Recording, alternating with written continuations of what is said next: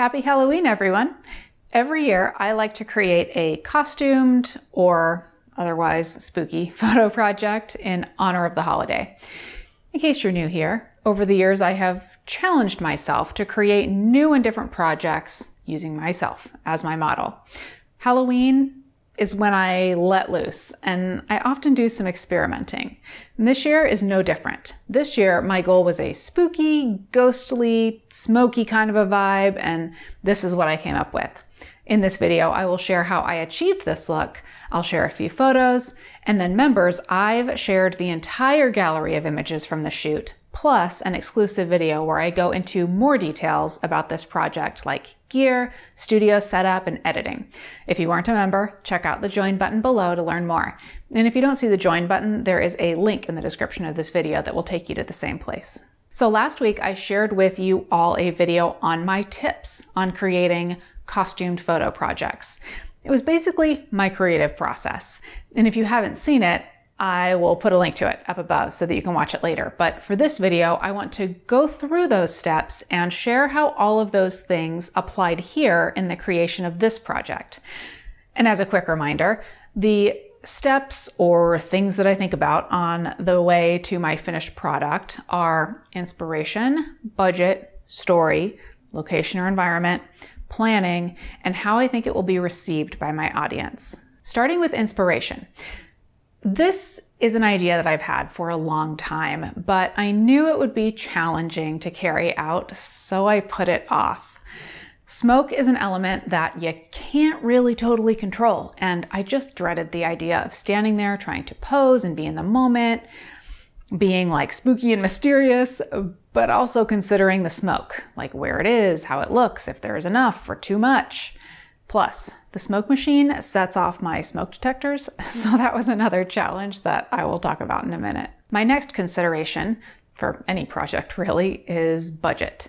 This is something that I have to keep in mind for any of my projects. So I had this inexpensive smoke machine from a Halloween party that I had ages ago, which is how I knew that it set off my smoke detectors, by the way. Fun times. And I put together an outfit that would work from just basics that I keep around. I talked more about those items like the plain black corset, the tulle fabric draped around me like a dress. I talked about those in the video last week, but I did want a long dark wig, so that was the only thing that I purchased for this. And luckily there was a sale at my local wig shop. Now for crafting the story. Again, I discussed this more in depth in that video from last week, but I basically like to create a story around my photo projects. In this one, I was thinking that I'm an apparition or a ghostly creature that is tempting the viewer to come into the darkness. A little spooky, a little sultry, a lot challenging when you're breathing in smoke fumes and squeezed into a corset, but I think that I achieved the look by just thinking about the story while we were shooting. And location/environment. I mentioned a minute ago that the smoke machine sets off my smoke detectors, so I cleared out the garage and then drug my entire studio into it. It was a little more limited in terms of space, but I made the concession to not have full-length photos so that I could, prevent that smoke detector fiasco. It was definitely worth it. The next part of my process is planning. Really considering the look I wanted, the poses I wanted, how I would edit the images. That was all really key here. Sometimes I can kind of fly by the seat of my pants when taking photos, but when I'm in costume, and in this case, when I had a smoke machine going, I needed to plan so that there was limited chance of having to redo anything. So I actually sketched out a few ideas and I saved some pose ideas on my phone.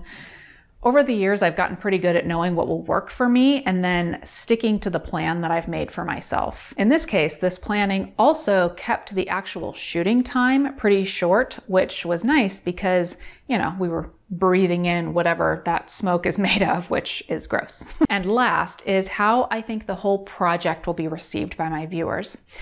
This feels a little bit weird to talk about, honestly, before I really know how you're going to react, but it is something that I have to think about. So here we go. I imagined that the vision that I had, which was smoky, dark, muted, that it would be definitely appealing to some, but others would complain about the images being too dark or the smoke making me look too soft behind it. I know that a lot of folks want all images to look like classic portraits, crisp, subject smiling at the camera, colors totally true to life, having a proper histogram.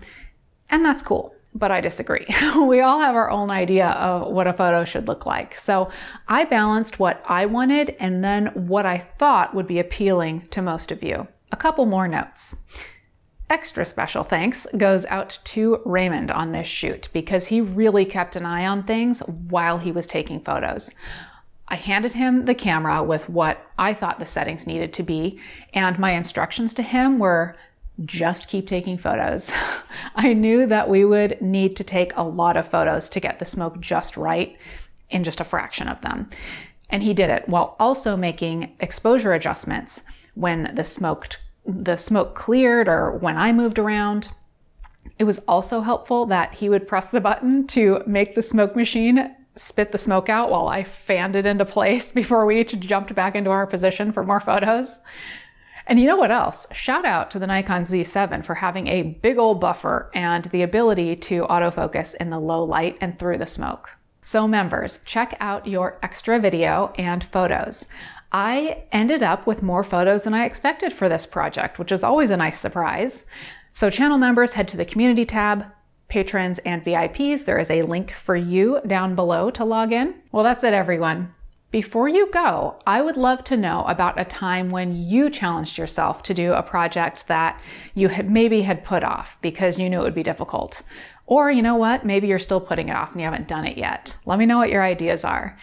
And thank you for watching, everybody. I will be back later this week with some more stuff that will be challenging me. Actually, in the next coming weeks, I'll be challenging myself quite a bit. So make sure you're subscribed and your notifications are turned on so that you see all of my shenanigans as I share them. And happy Halloween, everybody.